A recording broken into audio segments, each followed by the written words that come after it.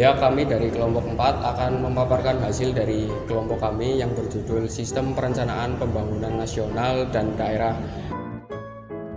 Dengan saya sendiri, Muhammad Najmul Milah Fikri, dan Saya Ramadana Rewinata. Saya Dita Aprilia. Saya Venita Dwisa Putri. ya langsung saja menuju ke materi. Yang pertama ada Sistem Perencanaan Pembangunan Nasional.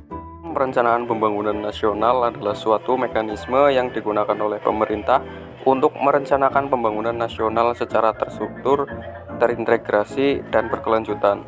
Tujuan utama sistem pembangunan nasional adalah untuk mencapai tujuan pembangunan nasional yang mencakup peningkatan kesejahteraan rakyat, pertumbuhan ekonomi, dan pemerataan pembangunan. Dasar hukum Sistem Perencanaan Pembangunan Nasional. Perencanaan pembangunan nasional diatur dalam Undang-Undang Nomor 25 2004 tentang Sistem Perencanaan Pembangunan Nasional. Undang-undang ini menjadi landasan hukum bagi penyusunan rencana pembangunan jangka panjang, menengah, dan tahunan. Selanjutnya ada tujuan dari Sistem Perencanaan Pembangunan Nasional. Pertama, meningkatkan kesejahteraan rakyat. Yang kedua, mendorong pertumbuhan ekonomi yang berkelanjutan.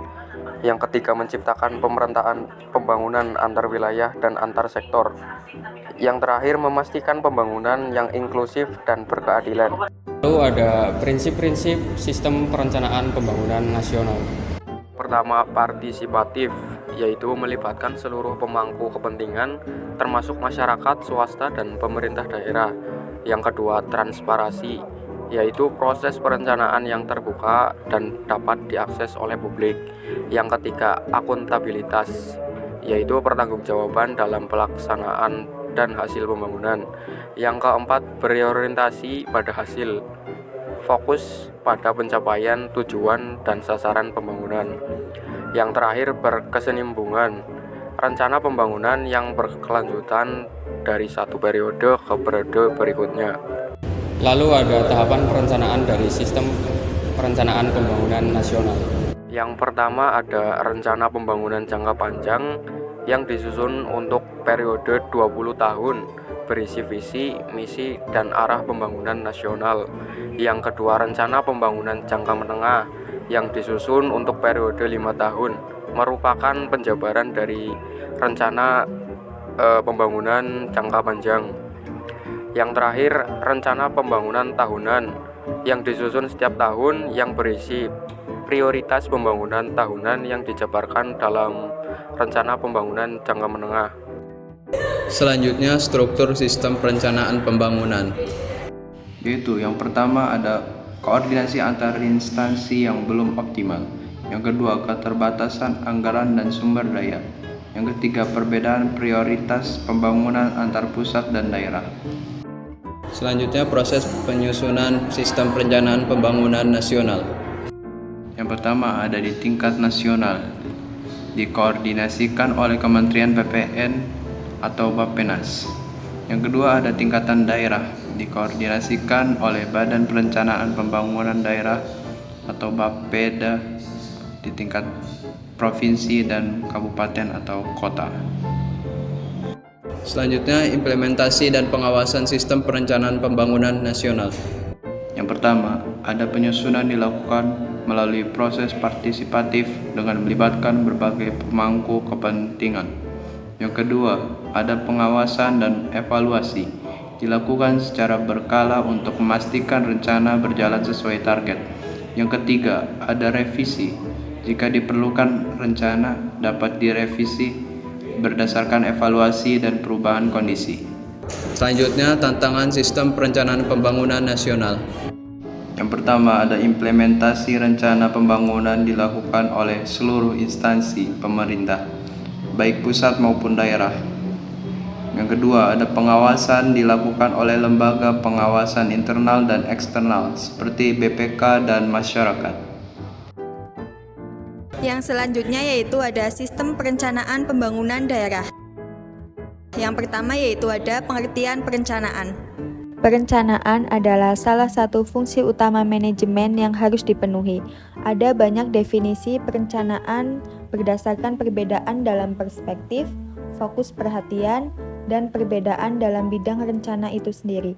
Prosesnya adalah untuk mengamati batas internal dan pengaruh eksternal, kemudian menentukan target. Oleh karena itu, perencanaan melibatkan mengetahui kondisi saat ini, menganalisis pengembangan berbagai faktor terkait, memperkirakan faktor batas, dan menentukan langkah serta target yang harus dicapai.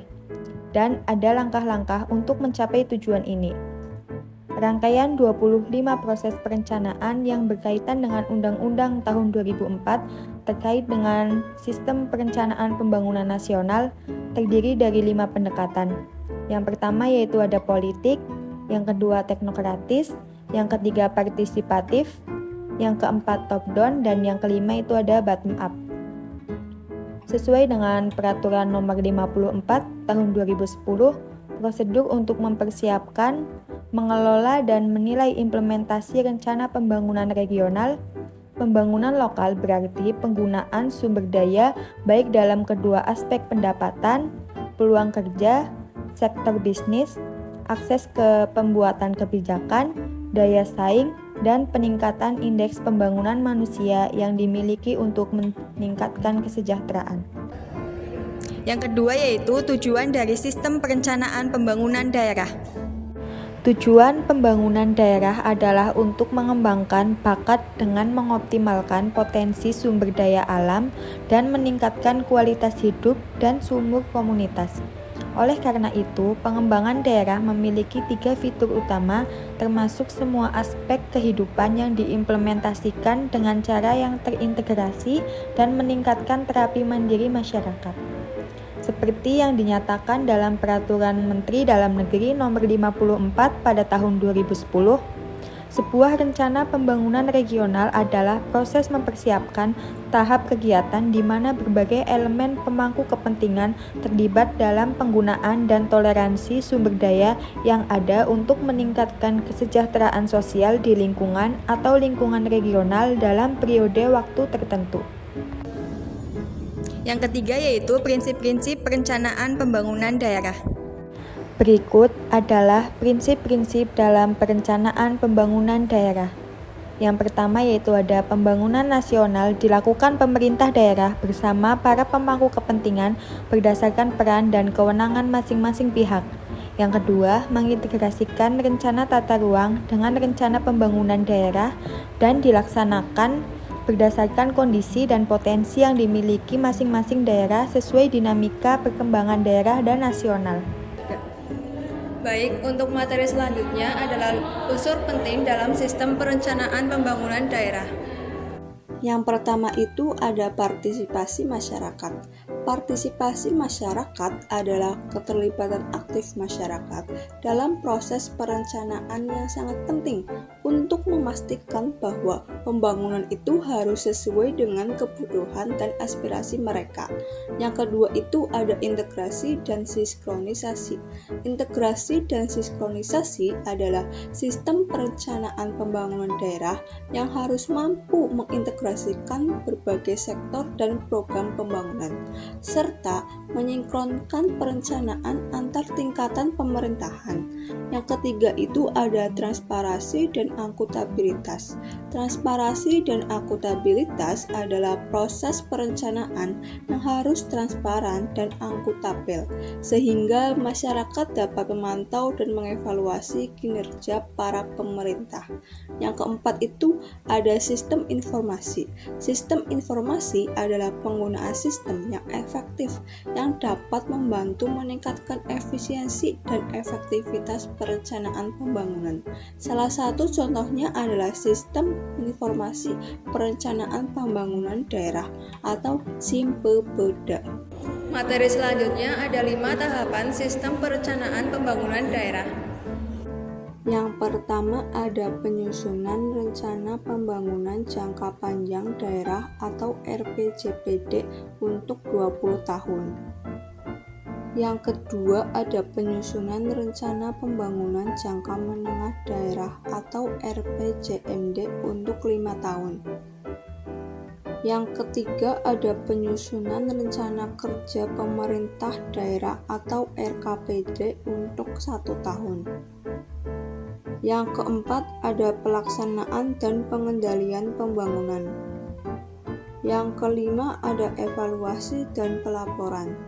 Ya, sekian materi yang dapat kelompok 4 sampaikan.